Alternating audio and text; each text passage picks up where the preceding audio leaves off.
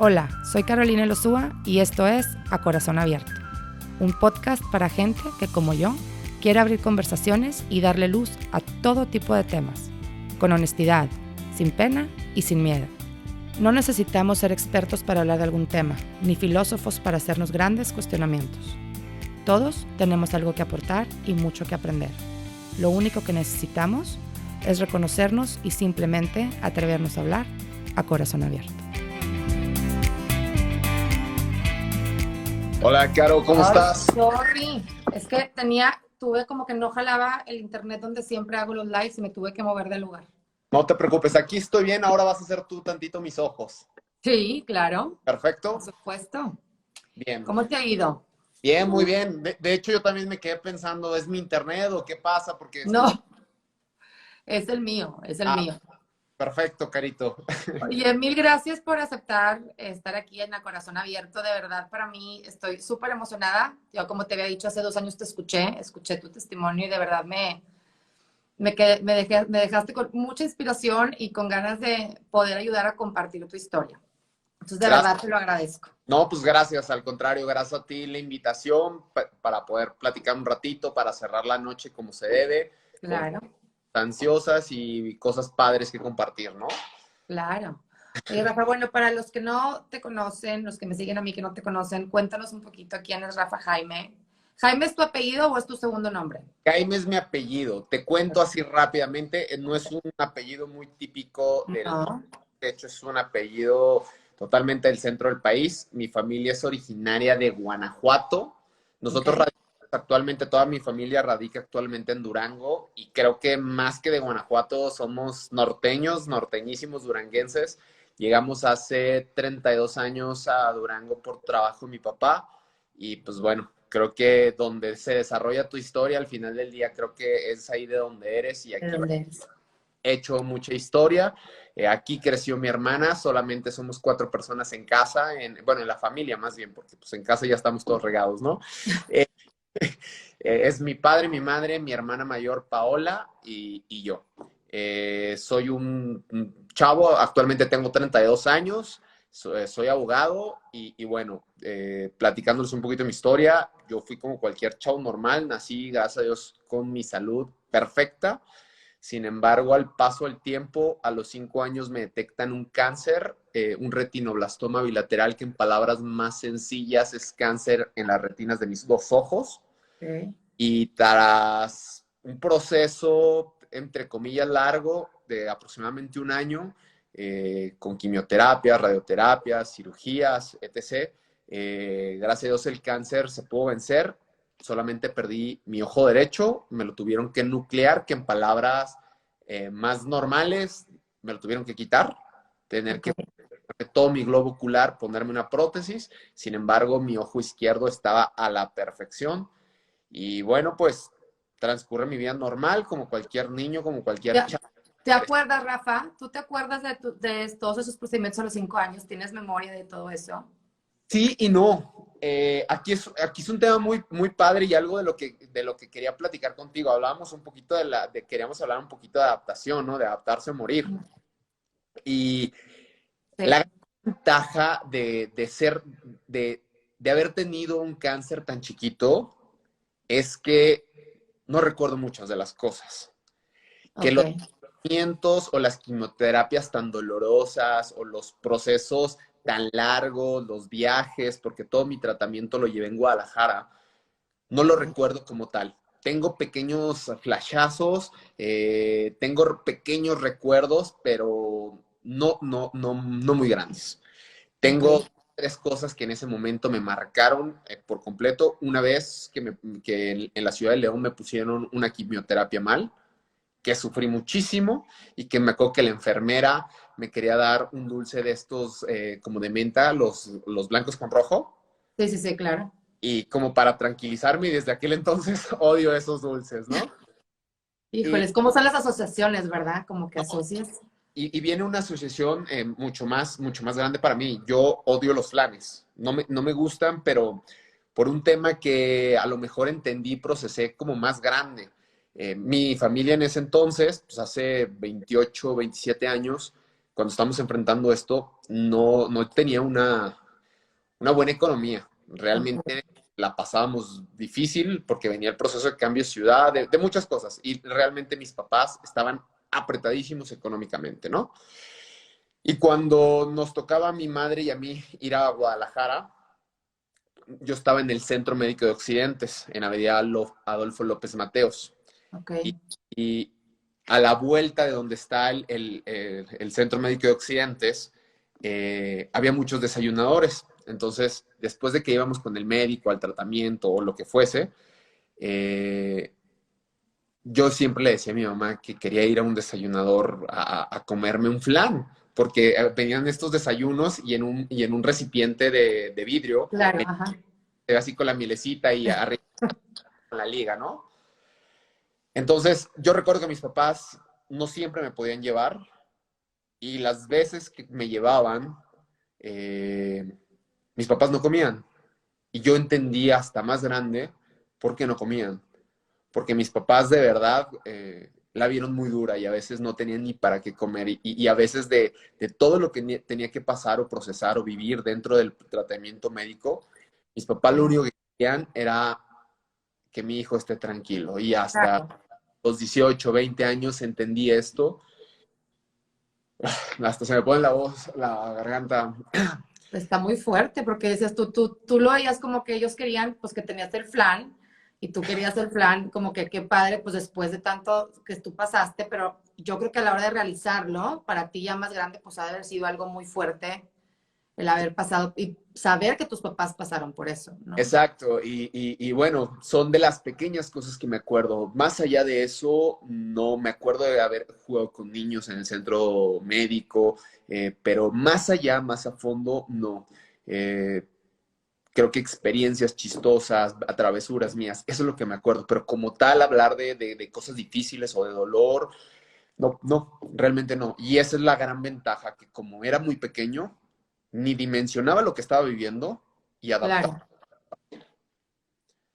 Pues, pues sí, yo digo, yo porque pienso, digo, en mis hijos que tienen más o menos esa edad, 5 años, digo, si lloran porque les ponen una inyección o se hacen un escándalo, o sea, qué difícil también como niño de 5 años haber pasado por todo ese proceso y tenerte que aguantar. Claro, ¿no? Y seguramente, y sí me acuerdo de dos, tres cosas, ¿no? Que sí chillaba y hacía mi berrinche y me daba miedo, pero como tal era en el momento, pero para decirte, ¿sabes qué? Ese proceso me marcó, creo que no. No. Creo que no. Bueno, y luego los estabas contando, te interrumpí, pero es que me dio curiosidad saber qué tanto te No, no, no. acordabas.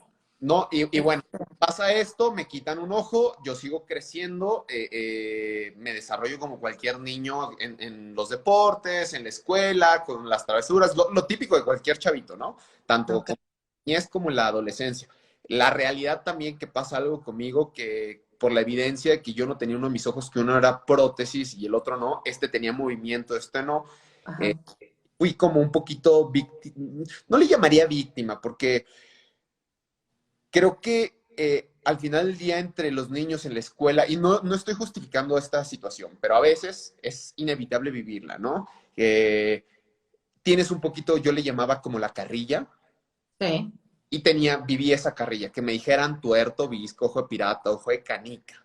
Y lo único que quedaba en ese momento era solucionarlo con tus propios medios. A lo mejor moqueteando niños a trancazos, tratando de decirles muchas cosas. Creo que lo solucioné con un poquito de ingenio, porque de hecho hace poquito me encontré una de mis maestras y tocamos el tema. Yo me quitaba el ojo en la primaria para Ay, perseguir a puede ser. todos y que me dejaran de decir cosas, ¿no? Entonces, era un tema también como de que mis papás siempre me empujaron a decir, ok, nosotros podemos ir a hablar con la maestra, podemos ir a hablar con las mamás de los niños, pero al final del día también tienes que aprender a solucionar tú las A cosas de solucionar tú. forma, ¿no? Entonces, Claro. paso esto, al final del día, poco a poco voy generando como ese proceso de, pues sí, no tengo un ojo y ni modo, tengo que acostumbrarme con esto, le gusta a la gente, no le gusta a la gente, pero lo principal es sentirme cómodo yo. Entonces, supero esto, evidentemente, esto no cesa por completo porque en la secundaria o en la prepa alguien me seguía diciendo alguna otra cosa, pero pues ya era más bien cómo reaccionabas a ellos, si lo tirabas a loco o si te clavabas con las cosas y decías, ay, es que sí, me dicen y te haces la víctima, ¿no? Cuando entro al proceso de la adolescencia, que estoy en el colegio, en la prepa, empiezo a tener otra vez problemas de salud y empiezo a tener desprendimientos de retina, me empieza a sangrar mi ojo por dentro, todo lo empiezo a ver de color rojo y distorsionado. Y pues bueno, me llevan a los médicos y nuevamente tengo cáncer y este cáncer estaba creciendo de una forma sumamente agresiva, estaba a escasos milímetros de mi cerebro y te tenemos que operar rapidísimo porque si llegase a tocar este cáncer, tu cerebro, te podemos salvar, pero esto al final del día va a tener secuelas y cuando tienes secuelas en tu cerebro, estamos hablando de pérdida de movilidad, del habla u otras situaciones mucho más importantes que al final del día conllevan al deterioro de tu calidad de vida, ¿no? Ok. Entonces, pues, cuando me dicen esto, lo inmediato que yo quiero es, doctor, opéreme, tengo 18 años, tengo muchas cosas que hacer por delante, estoy muy joven y como siempre lo digo, estaba tomando la decisión adecuada, sin embargo, era algo aventurada en el sentido de que yo no sabía cómo iba a ser vivir y adaptarme a una circunstancia donde mi entorno por completo iba a cambiar, donde a los 18 años me iban a quitar mi otro ojo y mi ceguera se iba a quedar para siempre. Iba a ser para siempre, claro. Para siempre, porque no existe una cirugía, un trasplante, los trasplantes que existen en los ojos son de córnea, más no existen trasplantes de ojos. Sí, o sea, tú sabías, aunque eras joven, sí sabías que era algo como que, o sea, podías dimensionar que era como para siempre. Sí, sí, Okay. sí. Entonces, pues pasa, me operan un 6 de noviembre del año 2006 y desde ese momento no te puedo decir que fue, ok, lo entiendo, salimos adelante y va, a lo que venga, a lo que tope. No, fue un proceso de entender, de aceptarse, de seguir adelante, de trabajar en familia, de trabajar a nivel amigos, a nivel sociedad, educativo, laboral. Fueron poco a poco escalafonando ciertas cosas que también una cosa me llevaba hacia la otra. Lo principal fue el sentido de entender cuál era mi realidad y con esta realidad intentar hacer un proyecto de vida. Ok. Rafa, ¿tú crees que, porque o sea, tú me dices a mí esto y yo me imagino a mí a mis 18 años, estabas muy maduro o podías entender a lo mejor muchas cosas. ¿Crees que fue por lo que viviste desde los 5 años o tú siempre fuiste así? Porque también por lo que me contabas, también eras medio desmadrosita. O No, sea, eras no era medio desmadroso, era desmadroso y medio. O y sea, medio, ¿verdad? Pero muy, entonces, ¿cómo fue este proceso? Que dices tú, ok, ya lo entendí, te caíste, o sea, te decaíste, tuviste la etapa del duelo de decir, esto no está padre, esto ya no quiero, o luego fue pues, venga, voy a hacer un proyecto de vida con mi realidad. yo creo que las vivencias que tuve como desde niño y el tema si lo quieres llamar el bullying y otras situaciones, creo que me fueron preparando. Quizá no para esa situación en específico, pero me fueron preparando para ir digiriendo poco a poco lo que iba a vivir. Okay. Evidentemente, en el momento en que yo me quedo ciego, es como un balde de agua fría y luego, ¿qué existe para mí? ¿Qué puedo hacer? Lo principal que escuchaba era, no puedes, está difícil, tienes capacidades diferentes, estás limitado, es peligroso, ten cuidado, eran las palabras que escuchaba frecuentemente. Claro. Y realmente, entre lo desmadroso, lo inquieto y que no me gusta estar como atenido a los demás, tenía que buscar cosas, ¿no? Yo recuerdo la primera vez, me operan un martes en Guadalajara, el miércoles yo vuelo a Durango, el jueves mis amigos, pues entre asustados y todo, me dicen, oye, pues vamos a salir, vamos a platicar, vamos a un barecito, algo. Mis papás evidentemente no me iban a querer dejar salir, me decían, Rafa, te acaban de operar, ¿qué tal si te pasa algo? Y yo les decía, ciego no me voy a quedar, entonces no pasa nada. Ay, no, Rafa, está tremendo. Les expliqué a mis papás, me compraron mi primer bastón, me escapé, me fui caminando por primera vez de mi casa. ¿Solo? De mi casa a tu casa, casa de un primo que vivía en el mismo fraccionamiento, como a 10 cuadras. y dije, quiero salir. Evidentemente mis papás asustados, pero esa primera vez me quedó claro que tenía que buscar alternativas. ¿Qué alternativas tenía? No sabía. Tenía que empezar a hacer mexicanadas, innovar tú, adaptarte tú. Sí, sí, también debo de decir algo. Había una gran ventaja, que yo vi 18 años y adaptarme al entorno, porque yo tengo una asociación de imágenes, de dimensiones. Entonces, para mí, Ok, adaptarme al entorno, de hecho, hasta mi gesticulación, mi movimiento, cuando yo hablo con las personas es como si las estuviera viendo en la cara. Todo era claro. mal. Entonces, para mí eso lo hacía más sencillo hasta cierto punto. Y bueno, Ok. así lo fui haciendo, pero sí existían cosas difíciles para mí. Te voy a platicar así un par de cosas que yo no cuento mucho. A ver. En aquel momento yo estaba saliendo con alguien Ujú.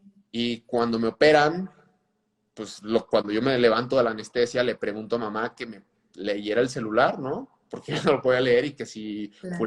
tal me había mandado un mensaje o me había hablado y nada. Y se desapareció del mapa. Y para mí fue un balde de agua. Y no la culpo ni digo, ay, chichaba, no, no, no, para nada. A lo mejor no sabía cómo digerirlo, a lo Sí, mejor probablemente, sí. había muchas situaciones. En ese momento, evidentemente, estaba triste, estaba desilusionado, estaba enojado. Hasta que no estás más grande entiendes que pues, a veces las personas no saben cómo reaccionar y no puedes culparlas porque no sepan cómo reaccionar. Y Claro. para mí es, uff, pues nadie me va a querer, nadie me va a aceptar, van a decir, ay, guácala, el sellito, esto, el otro. Y para mí fue una inseguridad terrible, me escondía tras unos lentes de sol todo el tiempo porque según yo no quería hacer notoria mi ceguera. Era más evidente, ¿no? Veías de noche un güey con lentes y era como, oh, eso. Yo salía de antro, bar con mis amigos y era el típico, ay, mira ese mamón con lentes, seguro es ciego, es un mamón, ¿no? Pero según era como mis pequeñas corazas, eran mis pequeñas Claro. corazas y poco a poco fui entendiendo. También unos cuantos amigos se alejaron en un primer momento porque pensaban que me tenían que tratar de una forma diferente. Entonces, en esos primeros 6 meses yo me sentí vulnerable, me sentí exiliado. Regreso a la escuela, digo, tengo que seguir estudiando y cuando regreso a la escuela la gente tenía un temor de saludarme, de acercarse, de hablar conmigo, porque su primer cuestionamiento es, ¿y cómo le hablo a una persona diferente? ¿Cómo Claro. tratar a un ciego? Y no tienes, ni mis amigos, ni personas nuevas, ni nadie me tenían que tratar diferente. Después se acercaban y me decían, Rafa, ¿cómo te tenemos que tratar? Igual, como te gustaría que te trataran a ti. La diferencia en mí radica que no veo, pero todos tenemos diferencias. Claro. Te gustaría que te trataran a ti, no tienes ni por qué tener compasión de mí, no tienes por qué hacerme la vida más fácil, no, no, trátame como cualquier ser humano. Entonces, esta primer parte de encajar en la sociedad, de demostrar en la sociedad, y digo encajar porque sí, yo tenía que encajar, siempre lo digo, yo no podía esperar a que las personas, el entorno, todo se adaptara a mí. Yo tenía que enseñar al mundo un poquito y adaptarme al mundo, porque conmigo, sin mí, el mundo iba a seguir girando. Y creo que esto aplica para todos los seres humanos. Cuando vivimos una situación compleja, algo, o te adaptas o te quedas tú parado ahí solito. Y el mundo sigue su curso, su dinámica, su transición. Es que está grueso lo que dice Rafa, pero sí es verdad, desgraciadamente hay muchas cosas y todo lo de la inclusión es un tema súper importante y tenemos que educarnos en el tema, porque desgraciadamente no somos, no tenemos, no al menos no todos esa sensibilidad de verlo, como dices tú. Ahora, Pero, muchas veces, perdón que te interrumpa, pero dime, vamos a hablar un punto súper importante de la inclusión. La inclusión radica entre todos los seres humanos, porque, claro, porque todos tenemos diferenciadores muy grandes. Y voy a hablar puntos geográficos, religión, educación, cultura, etc. Y no, es tenemos, lo que te iba a decir. Y hay cosas que tenemos que a lo mejor no se notan, Rafa, porque no, a lo mejor no es físico, pero tenemos otras cosas, depresiones o otras cosas, lo que tú quieras, que también te puedes sentir excluido, te puedes sentir todo y como dices tú, radica en todo. exacto. Pero te voy a decir una cosa, yo me di cuenta cuando escuché tu plática y por tu Instagram y cuando platiqué contigo, quiero preguntarte, porque me daba curiosidad saber si lo hiciste adrede o no, porque tienes una manera de platicar que haces que la otra persona no sienta esa como nerviosismo de poder bromear, inclusive de bromear o de hablar de tu ceguera o de hablar de tus cosas, o sea, hace sentir como, no sé si lo aprendiste tan chiquito, si tú te diste cuenta también de eso, si fue adrede, porque, no sé, o sea, yo sé que para las personas que viven a lo mejor algo como tú, la ceguera, o algún, no sé, alguna necesidad diferente o lo que tú quieres, pues cuando tú lo estás viviendo es normal para ti. Pero a veces para las personas, como le pasó a esta chava que me cuentas, no, y no sabemos cómo actuar y todo, y contigo es como, no sé, haces un ambiente que Relajado. sí, o sea, que no puedes hablar del tema abiertamente, sin saber que te van a lastimar, no sé. Por supuesto, es que mira, sí, esto lo entendí muy claro. Si omitiera el tema con el que voy a cargar toda mi vida, es como si omitiera mi realidad, como si me Claro. sintiera avergonzado de lo que sí tengo. Y lo que sí tengo es mi ceguera. Lo que también debo entender, y te lo platiqué, la ceguera es un accesorio para mí. La ceguera no me define.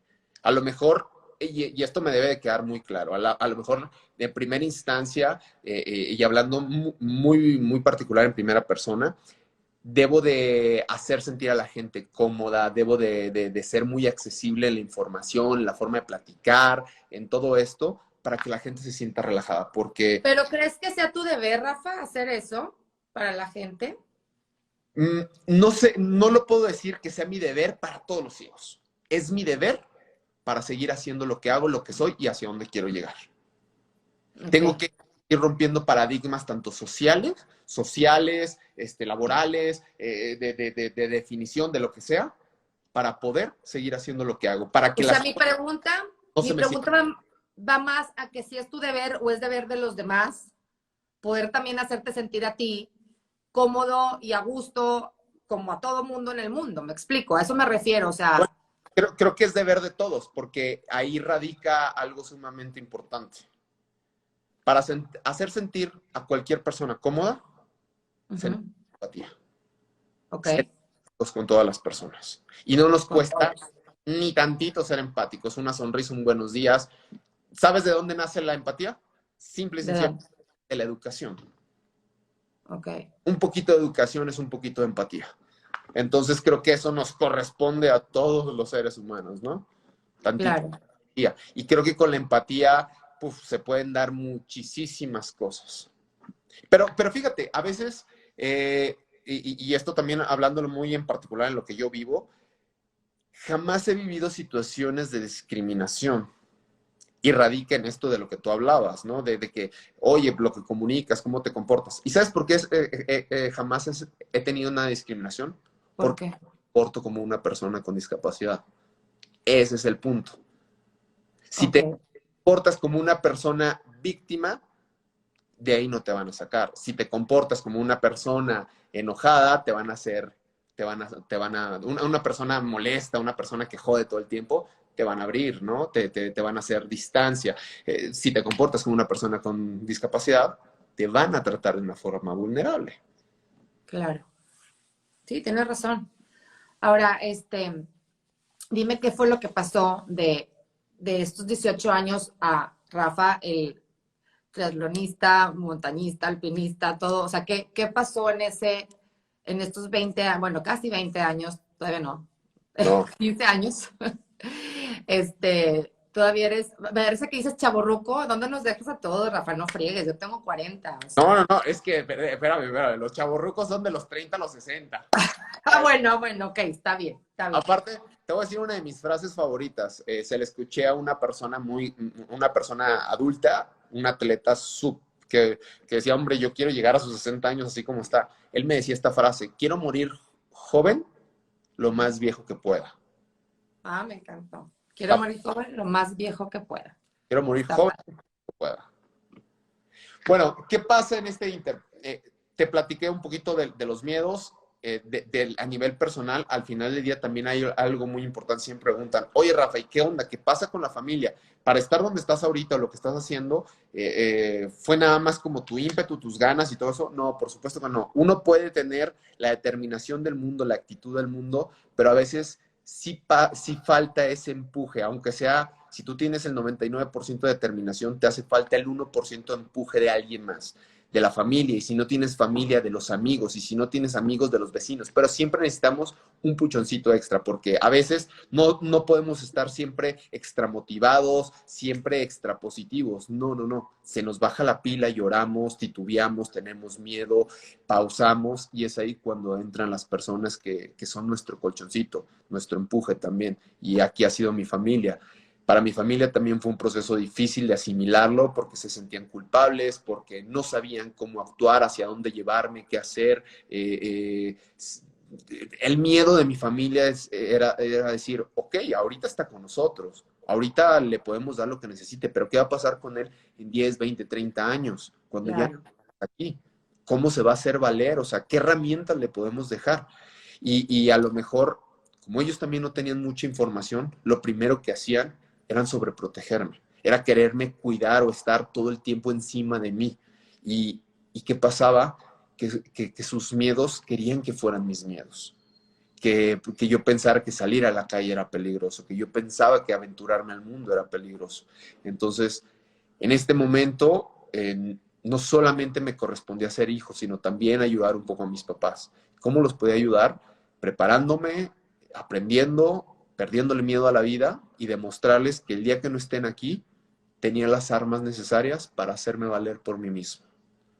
Es que eso está muy fuerte, Rafa, porque sí, con un hijo que pues, a lo mejor lo ha tenido todo fácil, todo como papás, a veces somos sobreprotectores, con tu hijo de 18 años que está viviendo esta situación pues, complicada, difícil, de duelo, de todo, por supuesto que lo quieres sobreproteger. Y tú como hijo, no sé, ¿cómo lo viviste tú?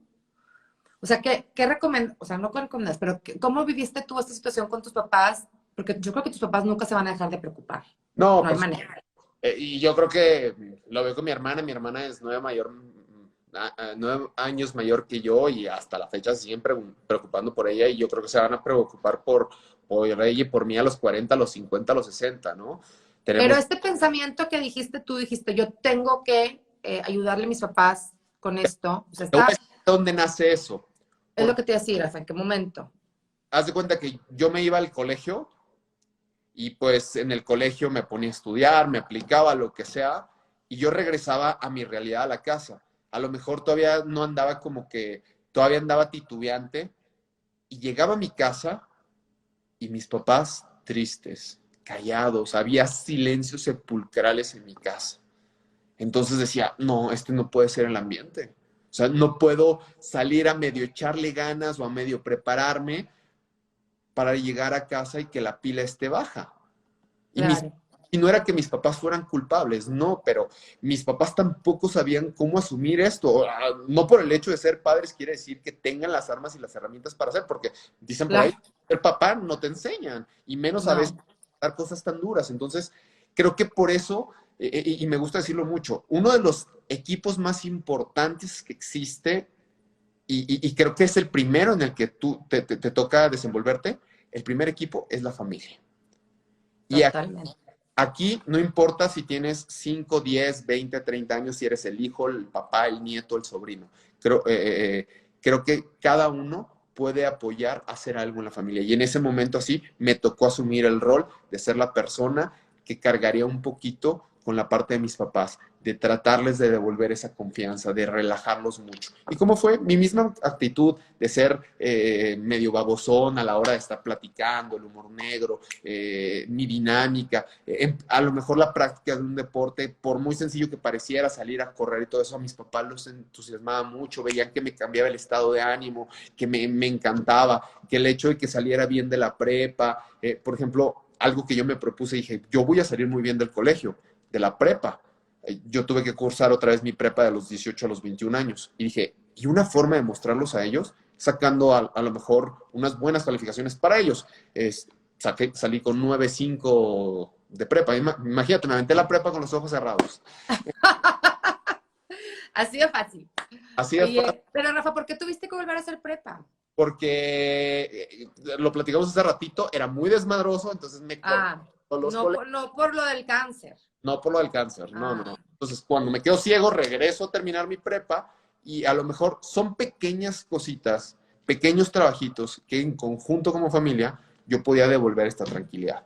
Y de ahí en adelante mis papás se fueron soltando y el punto importante de todo esto, donde mis papás se soltaron, es precisamente a través del deporte. Pero vamos paso por paso. Claro.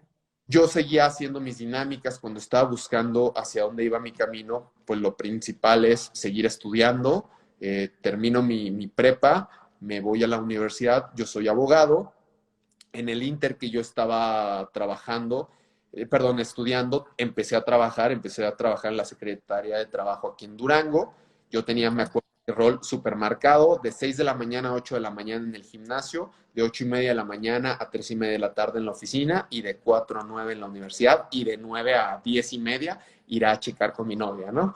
Claro.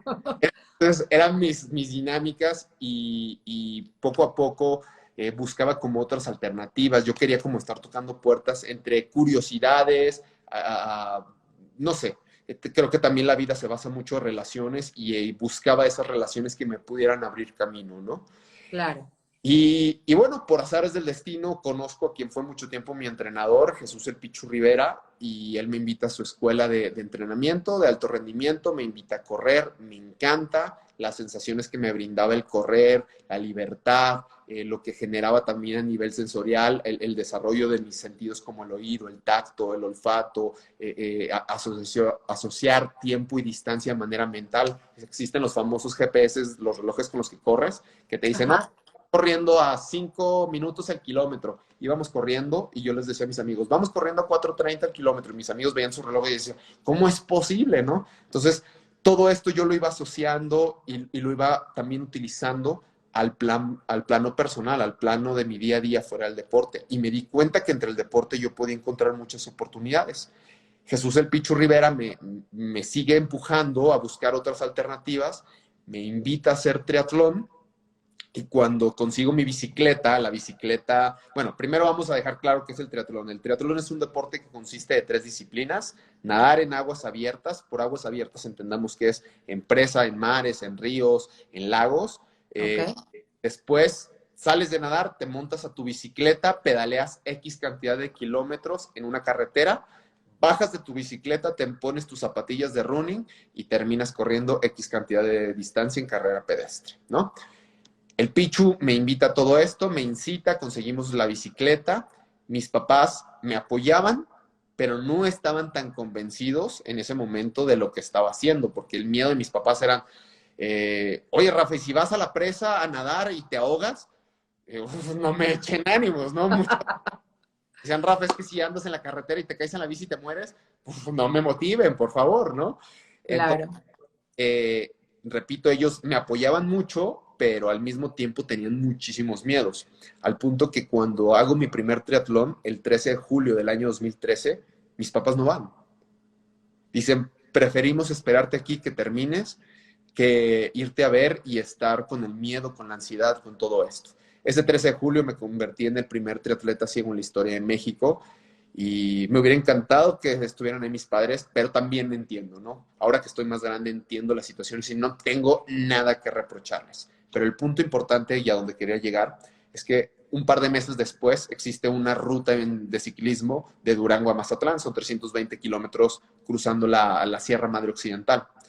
Okay. Mis padres decidieron acompañarnos, íbamos más de 500 ciclistas, mis padres iban en la camioneta, pues acompañándonos en el camino, y en aquel entonces estaban construyendo la supercarretera. Son unos puentes atirantados y unos túneles larguísimos, y no estaba abierta a público, pero a nosotros por el evento nos permitieron cruzar por ahí. Para no hacer tanto el cuento largo, en una parte íbamos entrando sobre un túnel. Mi mamá venía grabándonos y en el túnel no estaba muy alusado. Entonces salen del túnel y mi mamá le dice a mi papá, perdón por la expresión que voy a decir, No, dale. Sale mis papás del túnel y le dice mi mamá a mi papá, Rafael, mi papá también se llama Rafael, Rafael, baja la velocidad. Rebasamos a Lalo, Lalo es mi guía en la bici y mi amigo, rebasamos a Rafa, vamos a esperarlos. Y mi papá voltea con mi mamá y le dice, ¿cuál vamos a esperar? Estos cabrones ya van bien adelante. Aceleran, nos alcanzan y nosotros veníamos bajando en carretera en una bici a 97 kilómetros por hora, ¿no? Entonces, mis papás yo creo que se les iba haciendo los calzones de yoyo, no sé qué pasaba por la cabeza. Llegamos... Yo estoy nerviosa por la historia, ya estoy nerviosa yo. Súper nerviosos, nos llegamos a un abasto, mis papás se bajan y me dicen, Rafael, en chinga, agarra esa bicicleta y la subes a la camioneta y vámonos, ¿no? Yo les dije, ¿por qué? Porque no, porque tenemos miedo a lo que estás haciendo. Entonces yo me acerqué y les dije, a ver, si el día de hoy me llegara a pasar algo, voy a ser demasiado drástico, demasiado fatalista. Si el día de hoy me caigo, me pasa algo, me muero, me voy feliz porque no me quedé con ganas de nada, porque lo intenté. En lo que mis papás reaccionaban, yo le digo a Lalo, vámonos, güey, córrele, súbete. ¿No? Antes de que me quiten la bici. Exacto. Después de unas horas, yo no nos volvimos a topar a mis papás en el camino, pero cuando llegamos al malecón de Mazatlán, después de muchas horas de estar rodando, los primeros que nos reciben son mis papás. Y cuando llegamos ahí con mis papás, llegan y me abrazan y me dicen, Rafa, estuvimos viendo en toda la ruta tu esfuerzo, tu felicidad, vimos lo que generabas en las personas y como papás entendemos que no eres nuestro, que eres prestado de la vida, que eres prestado de Dios. Y como padres, lo único que nos resta es quererte, amarte y apoyarte. Uf, de ahí cambió todo. No, wow. Wow, porque ha de haber sido un momento para ti muy, digo, estás llorando, me imagino que ha de haber sido un momento que con demasiada emoción, demasiados sentimientos encontrados para ti, el que tus papás hayan ido, el que tus papás lo hayan entendido y el que te hayan soltado. Sí, por supuesto. Era algo que yo pedía a gritos, pero que también fui entendiendo que llevarían su proceso y que se diera de esa forma, para mí fue increíble, que lo fueran entendiendo. Repito, hasta el día de hoy se siguen preocupando por lo que haga y por lo que no haga, pero saben cuál es mi proyecto de vida. En ese momento entendieron cuál es mi proyecto de vida. Y no se trata ni de atesorar grandes bienes materiales, ni buscar ahorrar o tener grandes riquezas.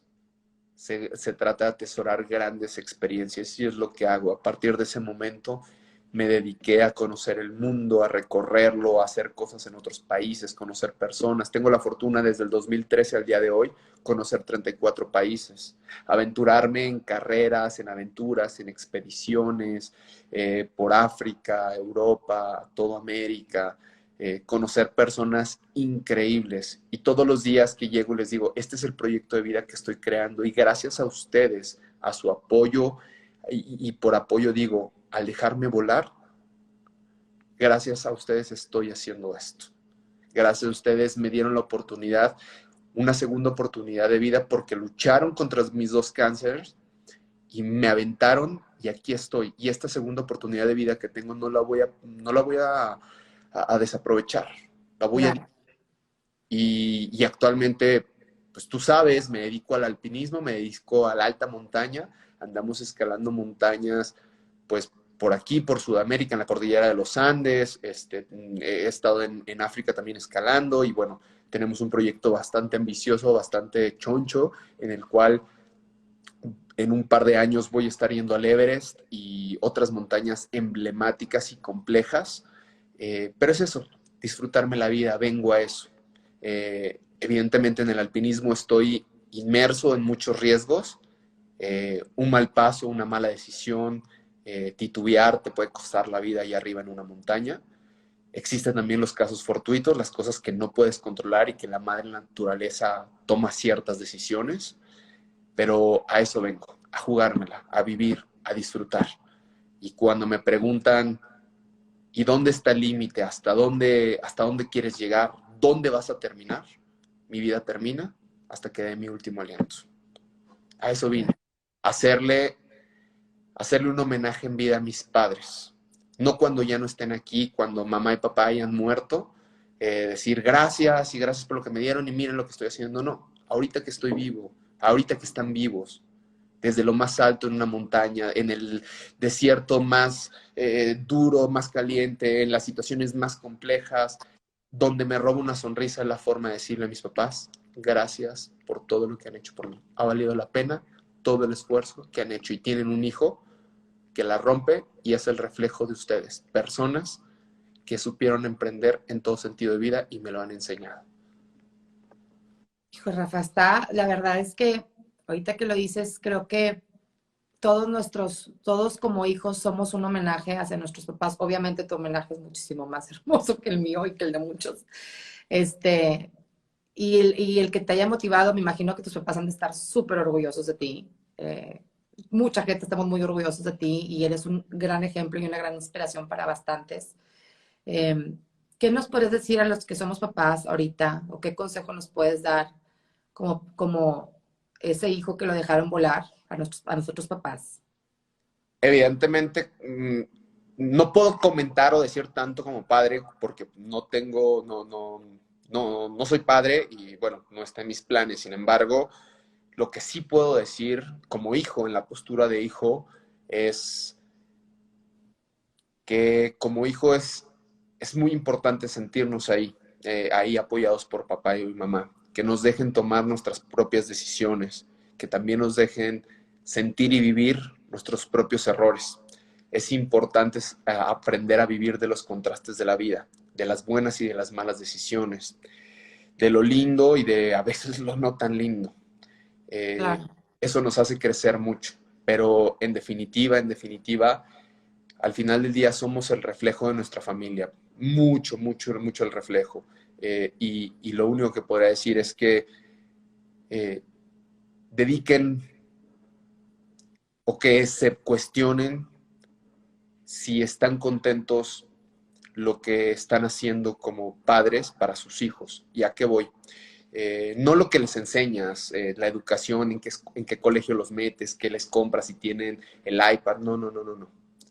Si tus acciones como ser humano, estás orgulloso, qué es lo que ve tus hijos todos los días, cómo tratas a tu esposa, a tu esposo, a tu vecino, a tus empleados, a tu jefe, a todas las personas que te rodean.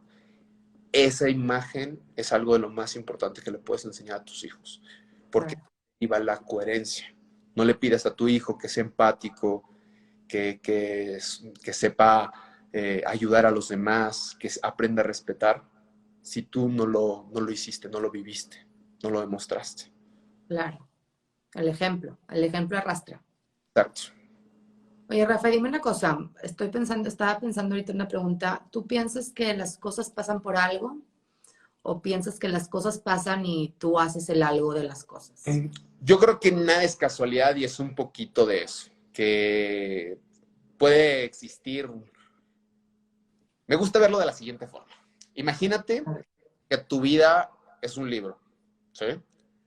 Uh-huh. Y vamos a pensar que mi vida es un libro de 70 páginas y que cada página representa un año.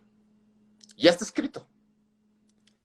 Pero creo que tenemos la capacidad de agarrar un marcador, una goma, y borrarle y tacharle ciertas cosas y reescribirles. Meterle una hoja así, por muy mal pegada que se vea, y escribir un poquito más de la historia. Cambiar, modificar, recortar. Tenemos esa capacidad de hacer una mejor historia de la que ya está escrita. Ok. O sea, como que sí, las cosas pasan por algo, pero también las puedes cambiar tú.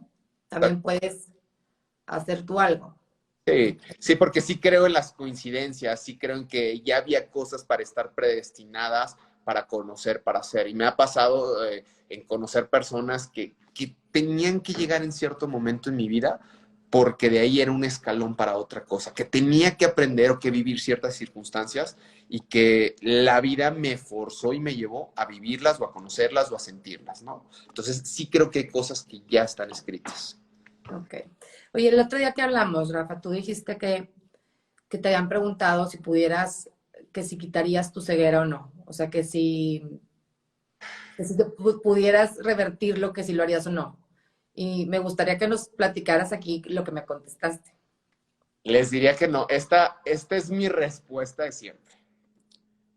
Yo no volvería a ver porque han sido los mejores casi 14 años de mi vida, porque he aprendido mucho, porque aunque suene irónico, he aprendido a ver de formas muy diferentes, he aprendido a ver la maravillosa familia que tengo, los amigos, los verdaderos amigos con lo que la vida me ha dotado, personas maravillosas a las que les he aprendido, puedo ver el proyecto de vida que estoy creando, que ya creé, y lo más importante es que puedo ver quién soy.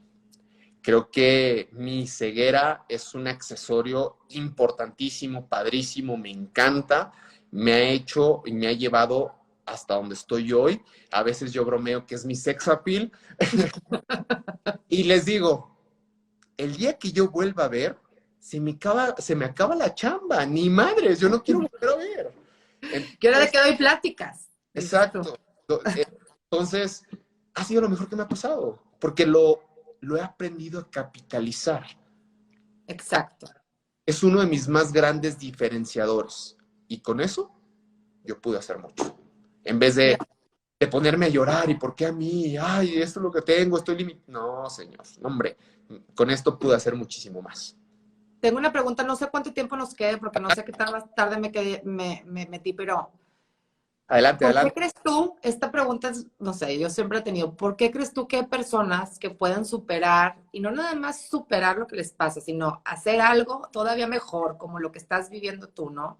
Y por qué hay personas que nos hagamos en un vaso de agua, o sea, por qué hay personas que sí pueden superar esto y por qué hay personas que a lo mejor les pasó lo mismo que tú y se quedaron en su casa encerrados y no salieron adelante.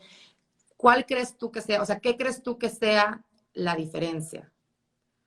Tiene mucho que ver un par de cosas. Haber aprendido la capacidad de adaptarse. La capacidad de adaptarse se desarrolla desde muy, muy pequeño, ¿no? Pero eso tiene mucho que ver las dinámicas familiares, la educación, tiene que ver mucho, mucho, mucho, mucho para que tú puedas encarar situaciones. Si vienes de una familia donde todo es prohibido, donde todo es peligroso, donde todo es miedo, donde quizá casi la mayoría de las cosas son mesuradas, difícilmente vas a encontrar soluciones. Es como cuando hay un niño, ¿no? Y al niño, ¿cuál es la palabra que escucha frecuentemente un niño? Cuidado, ten cuidado. Hay otro. No. Es no. No, No lo que dices, no. no saltes, no agarres. Oye, y le pides iniciativa, pues no. Y Claro. le pides que no tenga miedo, pues no. Y le pides que sea, que tenga, no sé, fuerza, pues no. Porque todo el tiempo lo estuviste mermando. Porque todo el tiempo lo estuviste frenando. Entonces, creo que las personas que tienen esta capacidad de adaptarse y de encarar situaciones son las personas que son un poquito más desprendidas. Y se la juegan un poquito más, ¿no? Y al final a veces eso es un tanto la vida. La vida también, evidentemente, no hay que tomar decisiones a lo tonto, hay que ser un poquito metódicos, pero también de vez en cuando hay que aventarnos como gordo en tobogán. Tal cual. Claro. Porque la vida es también un poco de aventura. Claro, totalmente. Pero, y bueno, otras cosas que me dijiste que ve varias cosas, el adaptarse. ¿Y qué otra cosa crees que sea la diferencia entre poder salir adelante mejorado y no? La resiliencia, la capacidad de crear resistencia. Yo platico un poquito de la resistencia. La resistencia del lado deportivo, tú y yo la podemos entender como el tema de que te vas al gimnasio, vas y entrenas, corres, y la resistencia es eso que haces todos los días y que te da la capacidad de ser más fuerte, aguantar un poquito más rápido, levantar más, no sé, todo este tema de vida, ¿no? Eso lo hace el trabajo continuo, la disciplina de estar trabajando continuamente. ¿Cómo crean resistencia los seres humanos? Porque yo hablo mucho de seres humanos de alto rendimiento, más allá de los atletas, a través de experiencias de vida. Y suena como, oye, pues yo todos los días tengo experiencias de vida. Ok, pero ¿cuántas veces sales de las experiencias de vida rutinarias en las que estás inmerso? ¿Cuántas veces te atreves a conocer más personas? ¿Cuántas veces te atreves a conocer más lugares? ¿Cuántas veces te atreves a aprender otra cosa? ¿Cuántas veces te atreves a platicar contigo? ¿Cuántas veces te atreves a salir de tu zona de confort?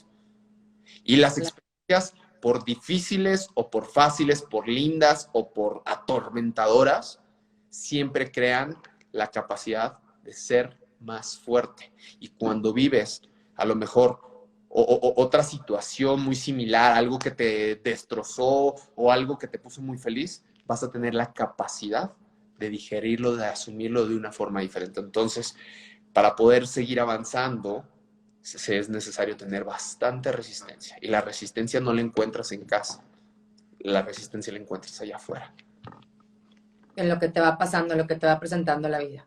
Exacto, pero y me sorprende porque hay personas que le tienen pavor a las experiencias, sean buenas o sean malas, porque hay personas que dicen, tengo experiencias buenísimas, ¿por qué crees? No me salgo de mi zona, de estas experiencias tan buenas y de mi zona de confort, porque ¿qué tal si las que siguen son aterradoras o me va mal económicamente o me corta el novio o la novia o no sé, les da para más? Y evidentemente las personas que están habituadas a vivir experiencias un poco más complejas por la circunstancia que sea, bajan los brazos y dicen, ¿para qué me aventuro a hacer otras cosas? No me va bien en la vida.